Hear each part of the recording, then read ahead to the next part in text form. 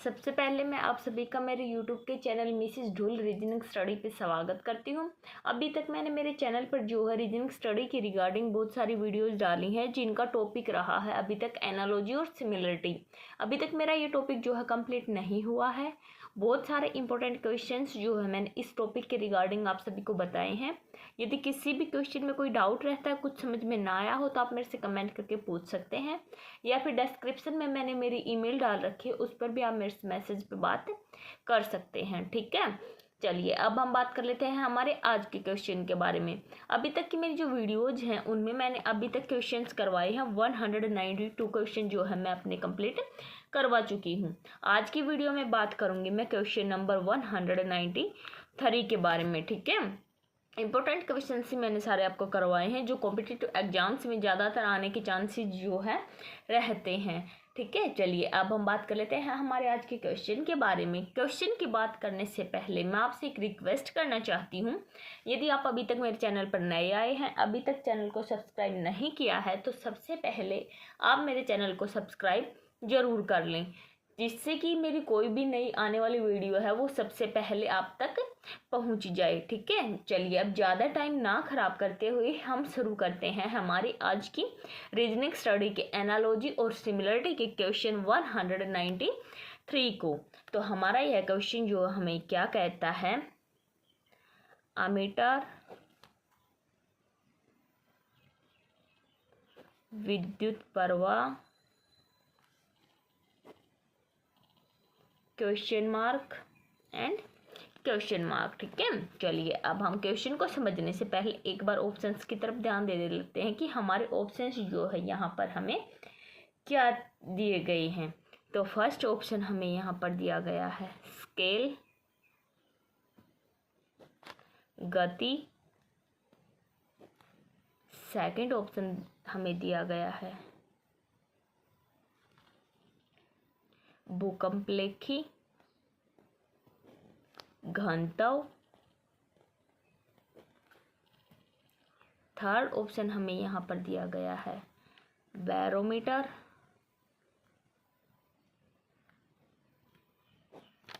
द्रव्यमान। फोर्थ और last option हमें यहाँ पर दिया गया है वायु वेगमापी और वायु। ठीक है, ये ऑप्शंस हमें यहाँ पर दिए गए हैं और यह जो है हमें यहाँ पर अपना क्वेश्चन दिया गया है। तो सबसे पहले हम क्वेश्चन को देखेंगे कि हम सिमिलरिटी टॉपिक जो पढ़ रहे हैं वह हमारे क्वेश्चन में हमें क्या कहना चाह रहा है, क्या सिमिलरिटी हमें क्वेश्चन में दी गई है, उसी के हिसाब से हम अपने ऑप्शंस को देखेंगे। तो हमारे पास यहाँ पर क्या क्वेश्चन दिया गया है, अमीटर और विद्युत प्रवाह। अमीटर और विद्युत प्रवाह 10th क्लास में हमने साइंस में पढ़ा था। वहाँ पर हम पढ़ते थे विद्युत प्रवाह और अमीटर का आपस में क्या कनेक्शन होता है। ध्यान हो तो, किसी को ध्यान हो तो कमेंट करके ज़रूर बताना।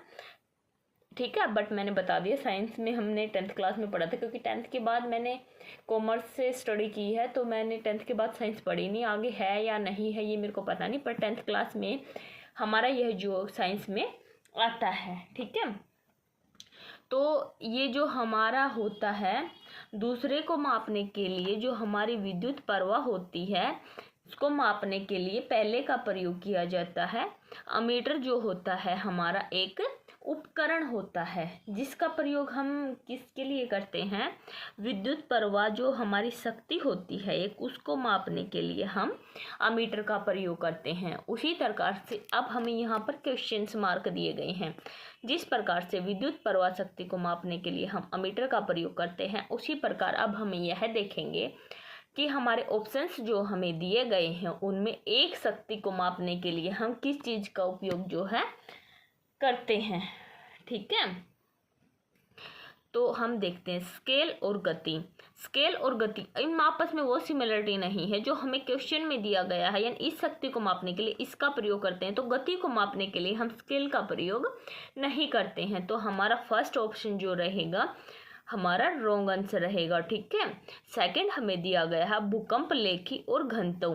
घनत्व को मापने के लिए हम भूकंप लेखी का उपयोग नहीं करते हैं, तो हमारा सेकंड ऑप्शन भी जो रहेगा वो हमारा रहेगा रॉन्ग आंसर। ठीक है, थर्ड ऑप्शन हमारा यहाँ पर हमें क्या कहता है, बैरोमीटर और द्रव्यमान। बैरोमीटर और द्रव्यमान में भी हमें वो सिमिलरिटी नहीं दी गई है। शक्ति को मापने के लिए हम इसका उपयोग नहीं करते हैं जो हमें अपने क्वेश्चन में दिया गया है। तो थर्ड भी हमारा रहेगा यहाँ पर रॉन्ग आंसर। फोर्थ और लास्ट ऑप्शन हमें दिया गया है वायु वेग मापी और वायु। तो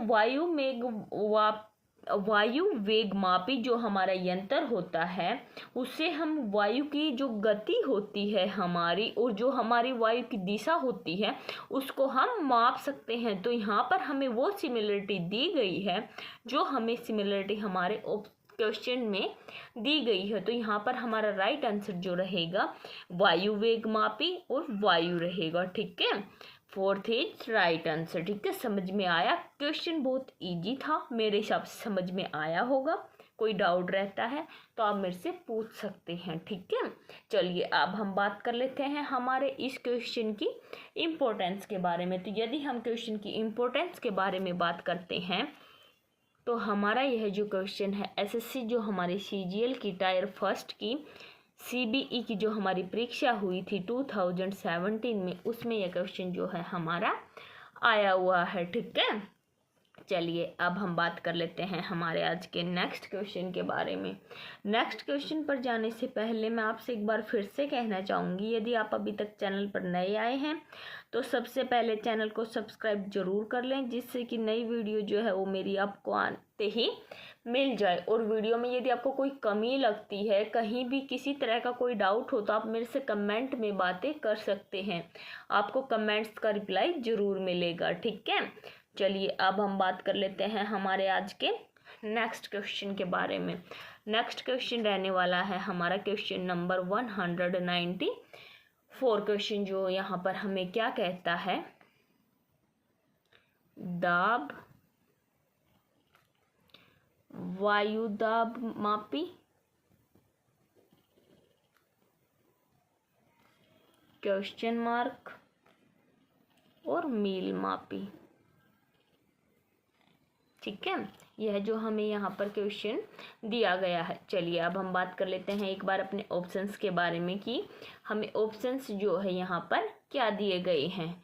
तो फर्स्ट ऑप्शन हमें यहाँ पर दिया गया है आर्द्रता। सेकंड ऑप्शन हमें दिया गया है दूरी। थर्ड ऑप्शन हमें यहाँ पर दिया गया है मोटाई। और फोर्थ और लास्ट ऑप्शन हमें यहाँ पर दिया गया है वायु। ठीक है, ये क्वेश्चन हमें यहाँ पर दिया गया है और ये ऑप्शंस हमें अपने क्वेश्चन के अनुसार हमें दिए गए हैं। चलिए अब हम देख लेते हैं हमारे क्वेश्चन के बारे में कि हमारे क्वेश्चन में जो है हमें क्या सिमिलरिटी यहाँ पर दी गई है। तो हम क्वेश्चन के बारे में यदि बात करते हैं तो दाब और वायु दाब मापी, इनमें आपस में क्या सिमिलरिटी होती है। जो हमारा वायु दाब मापी होता है एक वैज्ञानिक उपकरण होता है जिसे हम क्या कर सकते हैं, जो हमारा वायुमंडल में दाब होता है उसको हम माप सकते हैं। ठीक है, उसी प्रकार से अब हमें यह देखना, जिस प्रकार से इस यंत्र के द्वारा वायुमंडल में मौजूद माप को मापा जा सकता है, उसी प्रकार से जो हमारा मील मापी एक वैज्ञानिक उपकरण होता है, ये भी उसके द्वारा हम किस चीज़ को माप सकते हैं।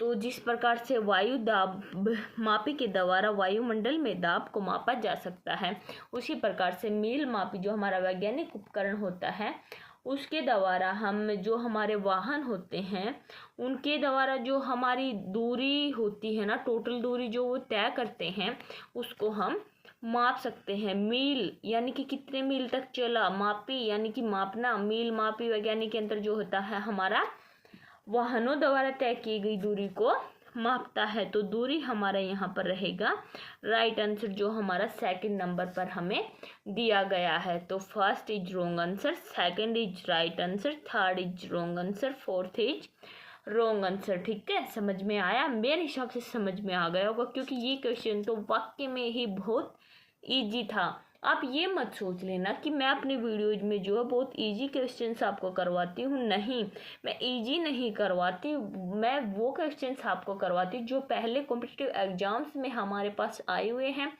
और इन क्वेश्चंस के आने के चांसेस आजकल एग्जाम्स में बहुत ज़्यादा रहते हैं। ठीक है, तो आपकी नॉलेज के लिए क्वेश्चंस ज़्यादा टफ भी नहीं है जिससे आपको इनको ज़्यादा टाइम देना पड़े। एक बार यदि आप नज़र मार लो तो ये आपकी नॉलेज में जो है रह जाते हैं, और एग्जाम्स में आने के चांसेस जो है ज़्यादा रहते हैं। ठीक है, चलिए अब हम बात कर लेते हैं हमारे इस क्वेश्चन की इम्पोर्टेंस के बारे में। तो यदि हम क्वेश्चन की इम्पोर्टेंस के बारे में बात करते हैं तो हमारा यह क्वेश्चन जो है एसएससी की जो हमारी सीजीएल की जो हमारी परीक्षा हुई थी सीबीई की 2017 में, उसमें यह क्वेश्चन जो है हमारा आया हुआ है।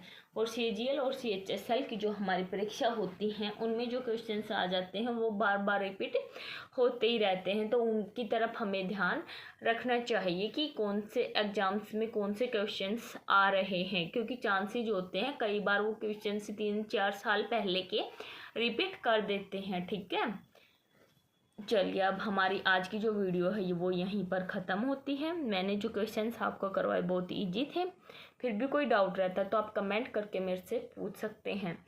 और एक बार फिर मैं आपसे कहूँगी कि यदि आप चैनल पर नए आए हैं तो चैनल को सब्सक्राइब ज़रूर कर लें, जिससे कि आने वाली नई वीडियो जो है वो सबसे पहले आप तक पहुंच सके। ठीक है, यदि कोई डाउट रहता है, कोई गलती लगती है आपको मेरे क्वेश्चंस में, तो आप बेझिझक कमेंट में मेरे को बता सकते हैं, ताकि मैं अपनी अगली आने वाली वीडियो में उस गलती का सुधार कर सकूं। ठीक है, चलिए मिलते हैं अब अपनी अगली वीडियो में कुछ समय के बाद।